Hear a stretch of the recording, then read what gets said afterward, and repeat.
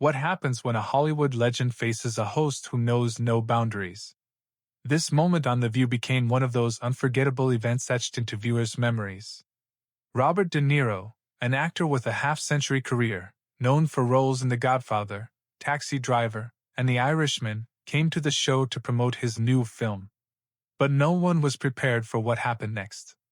The studio froze, producers panicked, and the moment went viral, sparking heated debates on social media. What went wrong?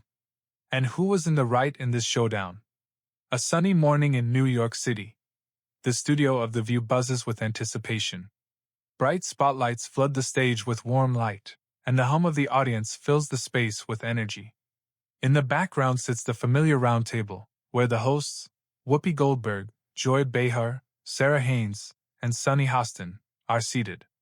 Today's guest is special, Robert De Niro, whose entrance prompts a wave of applause.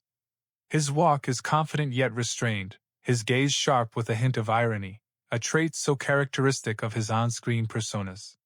He's dressed in a dark blue suit, the top button of his shirt undone, and a faint but warm smile on his face. The audience erupts in cheers, and even Whoopi Goldberg, usually composed, flashes a broader smile than usual. "Robert, welcome! It's an honor to have you," Whoopi proclaims, extending her hand. De Niro nods, takes a seat, and the atmosphere feels friendly. He's here to talk about his new film, a drama about loss and redemption that's already earning critical acclaim. The first few minutes of the conversation are light. De Niro shares anecdotes from the set, the audience laughs, and Sarah Haynes tosses in a joke about trying to mimic his iconic taxi driver stare in the mirror. Everything seems to be going according to plan. But there's a subtle tension in the studio, like the calm before a storm. Sunny Hostin, known for her directness and sharp questions, sits across from De Niro. Her posture is taut, and she clutches a stack of notes that seem to hold more than standard questions about the film. She smiles, but her eyes glint with something sharp, almost challenging. "Robert, your new film is a deep story about human loss," she begins, her voice soft but with an edge that makes the audience perk up. "But let's talk about something else. You're a Hollywood icon, but some say your recent roles are, how should I put it, too safe. Don't you think you're avoiding riskier topics, like political activism or social issues?" The question hangs in the air like a blade ready to fall. The audience falls silent, sensing the shift in mood. Whoopi Goldberg shoots a quick glance at Sunny, as if trying to gauge where she's going with this. Joy Behar shifts uncomfortably in her seat, and Sarah Haynes opens her mouth to say something but thinks better of it. The cameras, humming above the stage, seem louder in the quiet. De Niro pauses for a moment, his eyebrows slightly raised, then flashes a smile. Not the warm one he walked in with, but the smile of someone who knows they've just been thrown into a fight. "Sunny," De Niro begins, his voice low and measured, with a faint New York accent. "I make films that tell stories. And if you think stories about human loss or redemption are safe topics, maybe you haven't watched my movies." The audience lets out a few nervous chuckles, but the tension doesn't ease. Sunny doesn't back down. She leans forward, her eyes narrowing, her voice sharpening. "I'm not saying that, Robert. You're a person with immense influence. You could use your platform to speak out on real issues, racism, inequality, the climate crisis. But instead, you're making another drama.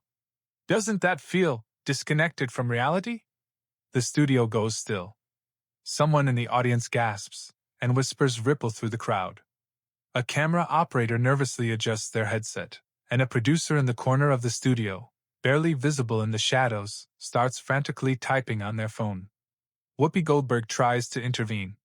"Sunny, let's not." But Hostin cuts her off, her eyes locked on De Niro. "I just want to hear his perspective, Whoopi.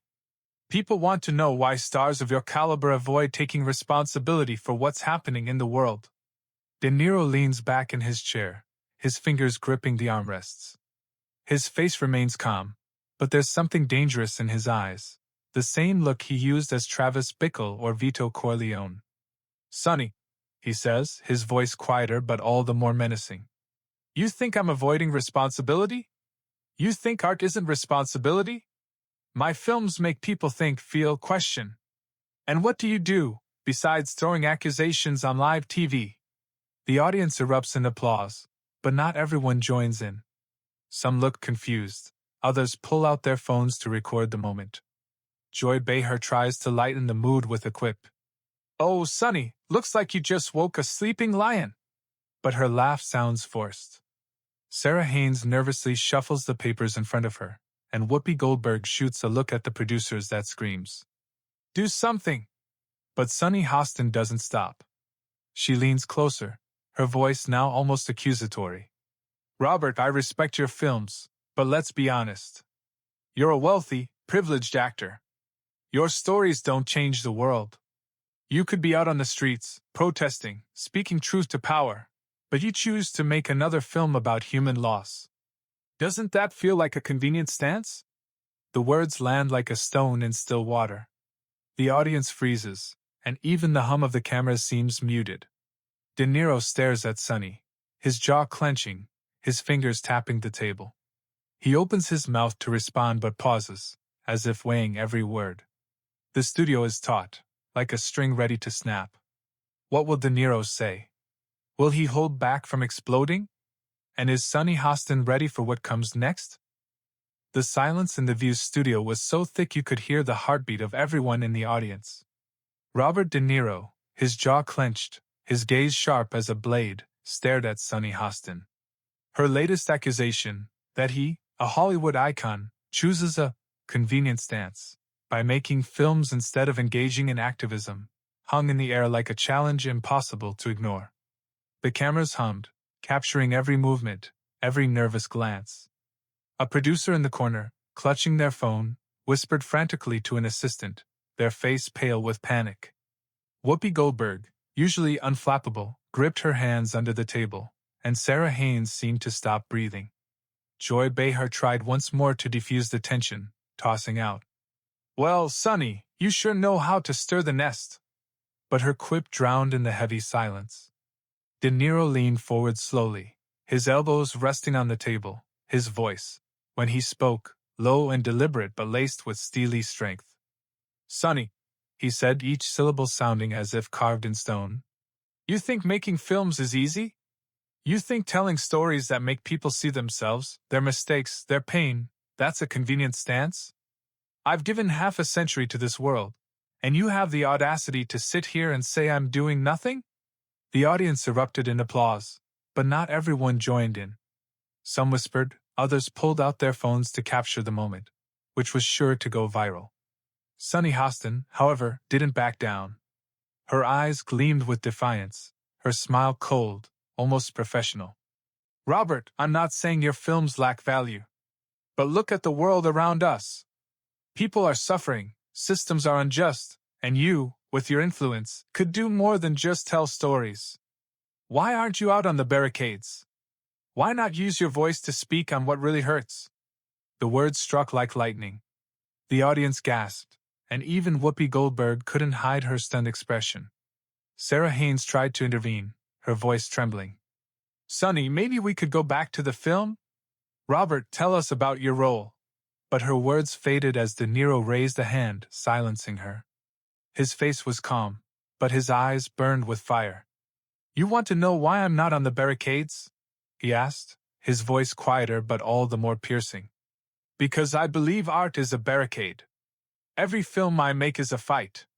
A fight for people to see the truth, to question themselves, to change.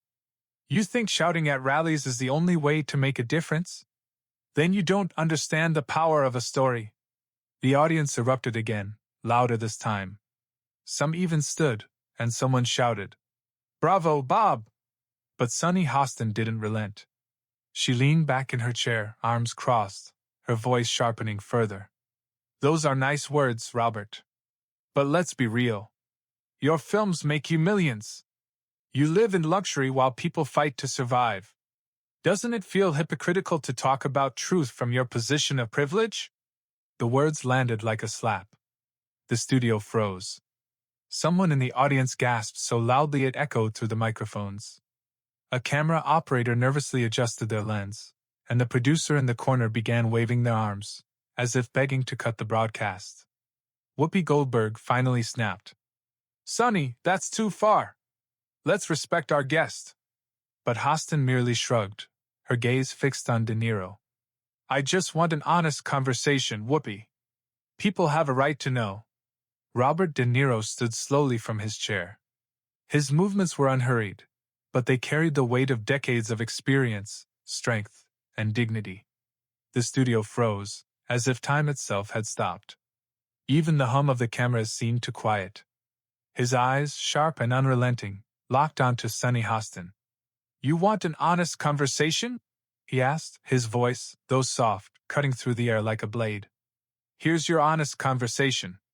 I don't sit in a studio throwing accusations for ratings. I don't build a career on putting others down. I tell stories that make people think, feel, change. And if you think that doesn't matter, maybe the problem isn't with me, it's with how you see the world." The audience exploded in applause, so loud it seemed the studio walls trembled.